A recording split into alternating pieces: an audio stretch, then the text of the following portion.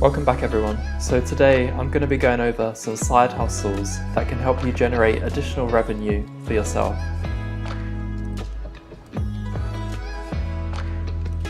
Now chances are most of you are already doing this, but one of the easiest ways to generate passive income is to have an investment account. And so I won't go into too much details given that I provide everyone with a portfolio update on how I invest each week. But in short, you should have some form of exposure to the stock market, and in the long run, this can be treated as a first step towards generating additional revenue. Now, it does take a while before you see that exponential increase in your portfolio, and so it's very much a long-term process. But what other type of side hustles can we work on to generate additional income? And so a second way that you can generate more wealth is by building applications or a website. Now this video is sponsored by Square, I'm just kidding. But as for myself, I am a software developer, which equips me with the relevant skills to build products that I believe will generate revenue. These days, it's very easy to use additional sites to build any ideas that you have. And so when it comes to actually building out your product, you want to make sure you can make money at the end of the day. And so there's a few different ways that you can generate wealth here. And so one way of achieving this is to build a free site. And so all the features are free, but on top of that, you will run ads, and that's how you generate money. You also have what's called the freemium model. So you have the basic site, which is free for anyone to use. And then you add additional features, which are then unlocked when people pay in full. And by no means is this the last way to make money, but you can also have what's called a subscription model. And so similar to the likes of Netflix, you'll have your customers pay usually a monthly or yearly fee to use the application. And you don't have to be a software developer to take your ideas from concept to generating revenue. Now, if you are interested in which options are available, I'm happy to dedicate a future video. Feel free to leave a comment if that interests you. But moving on to the final point, and that is to be careful how you generate passive income. So of course, we're talking at a high level in terms of side hustles, but when you start working on these different avenues for generating wealth, you really need to manage your time effectively. There's only so many things that you can actually take on before everything becomes a bit too stressful. Now, I've heard the argument of having a YouTube account as being a form of passive income, and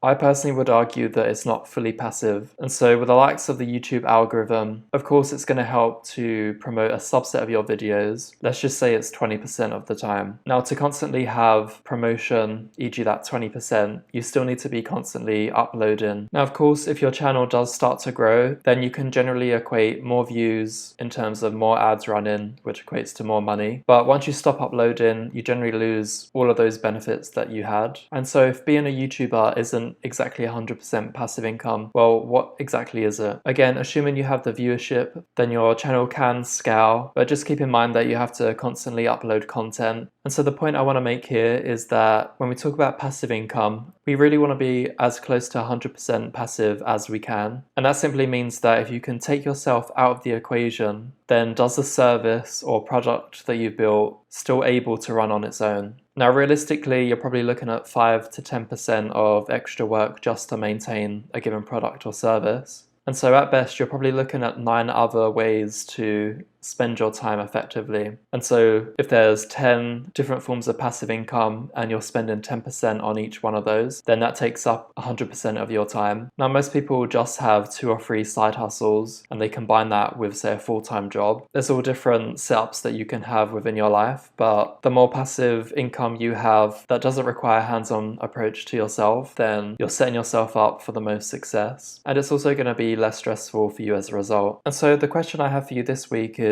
what side hustle do you plan to work on next? So as always, let me know in the comment section below, and let's head over to some news now. So Uber has announced that by 2040, they plan on having every single vehicle fully electric. Now, in terms of the cost here, it's estimated over £600 million to achieve this goal. This money will be contributed from 2025 onwards, and it will help drivers to switch to a battery-powered vehicle. Now, most of that comes from the form of discounts for any vehicles that are brought, or for those who plan on leasing a car from partner-based automakers. Now, there will also be discounts in the form of charging the vehicle and also a fare surcharge for any electric or hybrid vehicles. And within that time frame, by 2030, we are looking at the likes of the US, Canada, and Europe to be zero emission. And this is as a result of regulatory support within those regions and the other advances in infrastructure to support electric-based vehicles. Now we have the likes of Lyft as well, so the rival company to Uber, which has made a promise to switch to 100% electric vehicles by 2030. Now interestingly, they've decided to not provide any direct financial support to drivers. Now obviously this is a little bit more of a negative, but I suspect with the case of Uber, the surcharges and additional funds allocated will not continue indefinitely. So overall this looks a little bit bad for Lyft given that they're not providing any financial support here. Now for Uber drivers currently, those in the US and Canada, if they have a fully battery powered electric vehicle, then they will receive an additional $1 per trip. And for any passengers that decide to book with a green trip, then they will be contributing 50 cents and those funds will be going to the driver as well. So all in all, this is definitely a net positive. We have the likes of Uber and Lyft shifting towards all electric. That's just going to increase more and more demand. In the UK, we have certain deadlines to move away from diesel powered vehicles. The US is more of a leader when it comes to electronic based vehicles. And so assuming the way in which the electricity is generated to charge these electric powered vehicles is going to be a net benefit as a whole. And so 2 years ago, we had Microsoft that was experimenting with underwater servers. And so back in 2018, an entire data center was submerged to the bottom of the Scottish Sea. This experiment has been reported to be a success and has resulted in more energy efficient data centers. And so when you have servers that are land-based, some of the issues are as a result of corrosion from the oxygen and humidity levels and just a variability in the temperature. That variability in the temperature is generally as a result of the excessive heat which is caused from the server itself as it processes the vast amount of data. But what they've found is that when you have a watertight environment, there is a tight temperature control, and as a result there's fewer issues that crop up. And so the overall idea here is to have multiple servers which can be deployed fairly easily. They benefit from being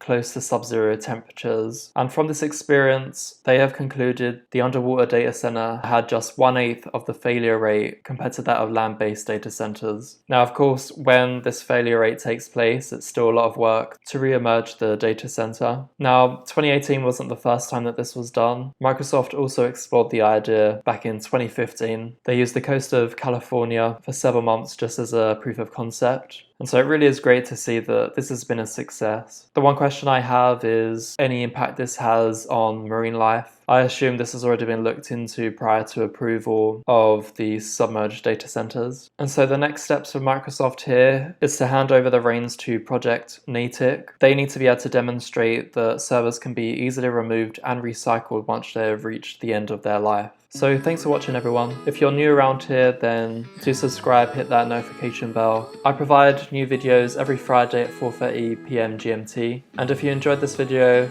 please do give a thumbs up. And with that said, I'll catch you in the next one.